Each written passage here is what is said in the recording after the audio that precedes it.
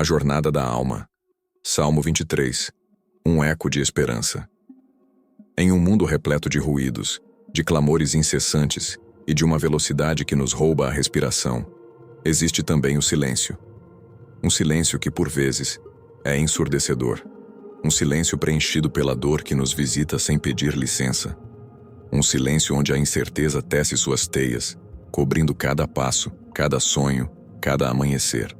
Nessas horas, quando a alma se sente à deriva, quando o coração aperta e o horizonte parece desvanecer, é quando mais precisamos de um farol, de uma âncora, de uma voz que seja mais potente que o próprio desespero.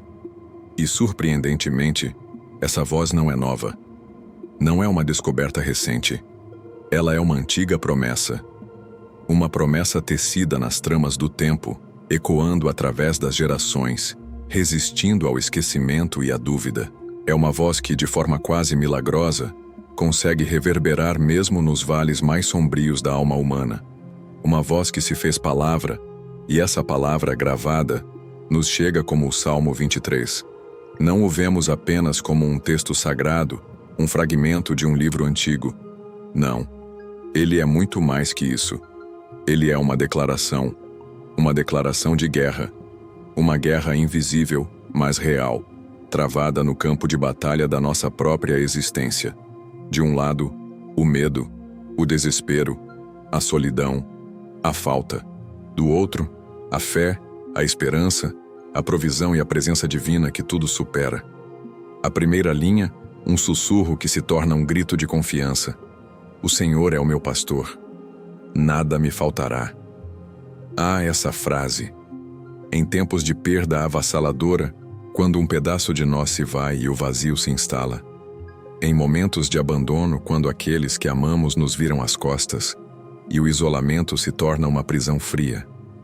Em picos de desespero, quando as forças se esvaem e o futuro se desenha em tons de cinza. Nessas horas, essa simples frase não é apenas uma oração. Ela soa como um manifesto de resistência. É a contranarrativa ao caos.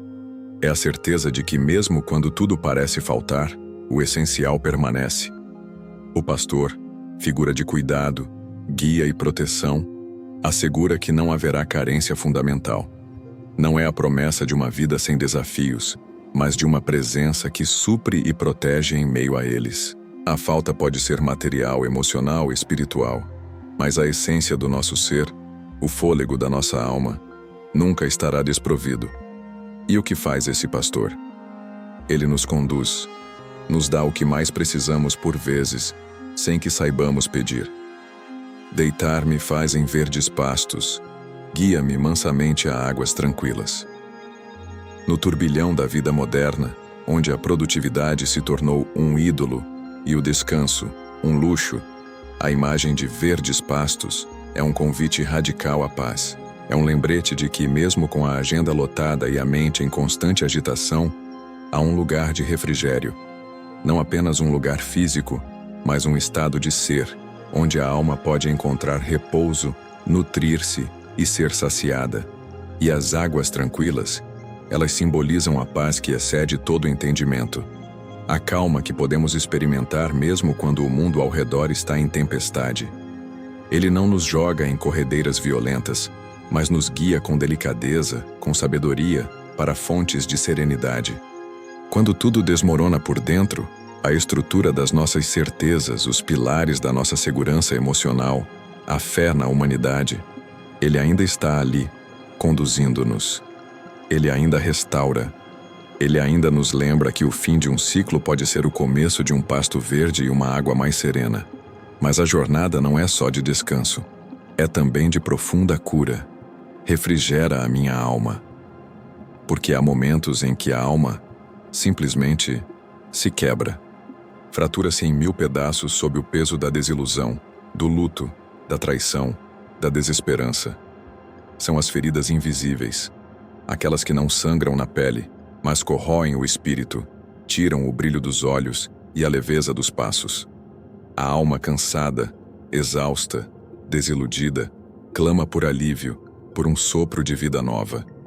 E essa refrigeração não é um mero alívio temporário. É um processo de cura, de restauração profunda. É o remendo, a costura, a reconstrução meticulosa de cada fragmento partido. E só uma força maior, transcendente, pode realizar essa obra. Somente o divino tem o poder de pegar os cacos de uma vida e transformá-los novamente em algo belo e íntegro. E então, o verso que confronta a nossa maior apreensão: ainda que eu ande pelo vale da sombra da morte. Sim, absolutamente. Todos nós, em algum momento da nossa existência, atravessaremos esse vale. Não se trata apenas da morte física, embora seja parte dela. O vale da sombra da morte pode ser um diagnóstico devastador. A perda irreparável de um ente querido, o fim de um relacionamento que parecia eterno, a falência de um sonho acalentado por anos, a escuridão da depressão que aprisiona, a sombra da violência que nos cerca. É o vale onde a esperança por vezes ameaça morrer, onde a luz parece se apagar e o medo grita mais alto que qualquer promessa. Mas é nesse exato momento, nesse limiar entre a luz e a escuridão, que a verdade mais assombrosa e consoladora se revela. A presença dele permanece. É um paradoxo divino. A vida e a morte, a esperança e o desespero, coexistindo, mas com uma certeza: ele está lá. Essa presença transforma o medo em coragem. Não temerei mal algum, porque tu estás comigo. Essa é a verdade que não apenas assombra, mas dissipa a escuridão. Não é a ausência do mal que nos dá paz, mas a certeza da presença do bem maior. Ele não foge, ele não se afasta, ele não nos abandona quando o cenário fica feio, quando o cheiro do fracasso é palpável, quando a dor é excruciante. Ele não vira as costas quando os amigos se dispersam e a família se cansa. Ele permanece. Ele se posiciona ao nosso lado, ombro a ombro, mesmo quando todos os outros nos dão as costas, nos julgam, ou simplesmente não conseguem suportar a nossa fragilidade. Sua companhia é a maior garantia contra o medo, uma muralha inquebrável contra qualquer adversidade. E nessa companhia, há instrumentos de cuidado. A tua vara e o teu cajado me consolam. Quantas vezes, em nossa finita compreensão, confundimos a mão que nos corrige com a mão que nos pune? O que parece dor, um obstáculo intransponível, uma disciplina severa, muitas vezes é, na verdade, proteção. A vara do pastor era usada para afastar predadores, para guiar o rebanho por caminhos seguros, para corrigir a ovelha que se desviava perigosamente. O cajado, com sua curva, era para puxar a ovelha perdida de um abismo, para apoiar o passo no terreno difícil.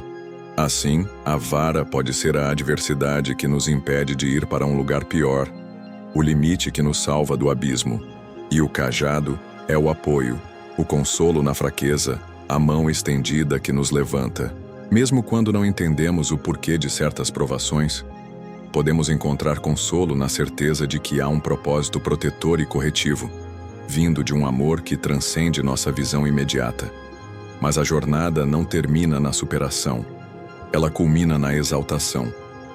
Preparas uma mesa perante mim, na presença dos meus inimigos. Essa imagem é de um poder estrondoso. Ele vê sua luta. Ele conhece cada um que te feriu, que duvidou da sua capacidade, que tentou te derrubar. Aqueles que riram, que conspiraram, que semearam a discórdia. Mas em vez de se esconder ou fugir, o pastor prepara um banquete, uma mesa farta, abundante, celebrando a sua vitória, o seu resgate, a sua exaltação. E essa celebração não é secreta. Ela acontece na presença dos seus inimigos.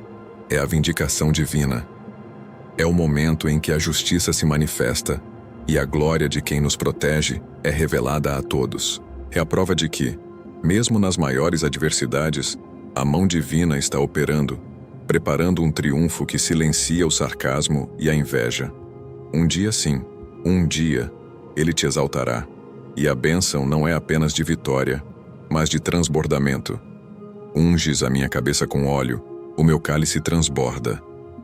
A unção com óleo era um sinal de honra, de consagração, de cura. É a marca do favor divino.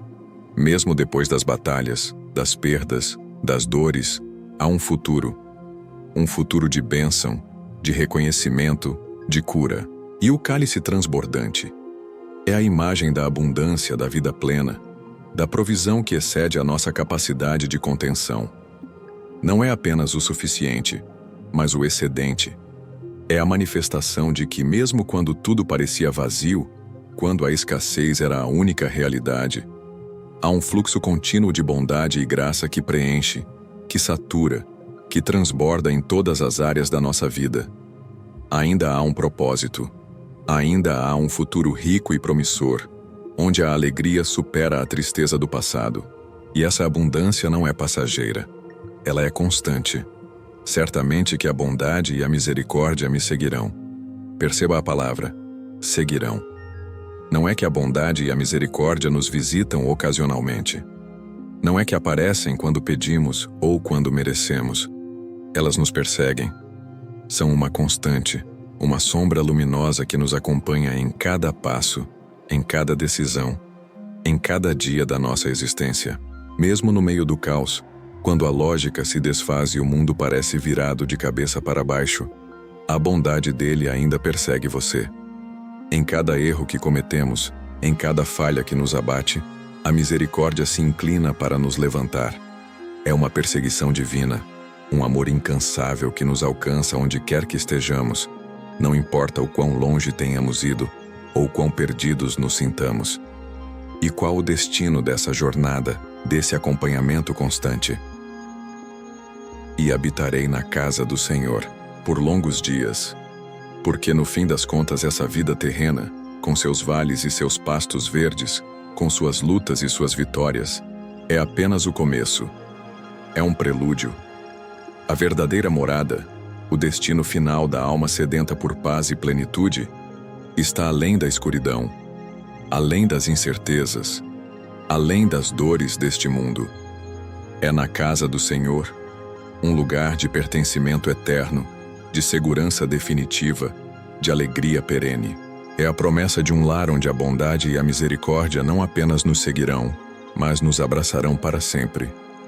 Por longos dias, que significam a eternidade. É a promessa de que, após a jornada, após cada passo e cada respiração, há um descanso final, um propósito cumprido, uma morada eterna onde a presença do pastor é a própria essência do lar. O Salmo 23, portanto, não é apenas um poema para tempos bons ou maus. Ele é o mapa da alma humana, traçado pela mão do divino. É um testemunho da resiliência que nasce da fé. Ele é um eco de esperança que se eleva acima de qualquer silêncio, dor ou incerteza. Ele é a prova de que, no mais profundo da nossa jornada, nunca estamos sós. Há um pastor que nos guia, nos nutre, nos restaura, nos protege e, por fim, nos leva para casa. Que essa antiga promessa continue a ecoar em nossos corações, transformando o medo em fé, a dor em propósito e a incerteza na mais sublime das certezas. Ele está comigo. E por isso nada, absolutamente nada nos faltará.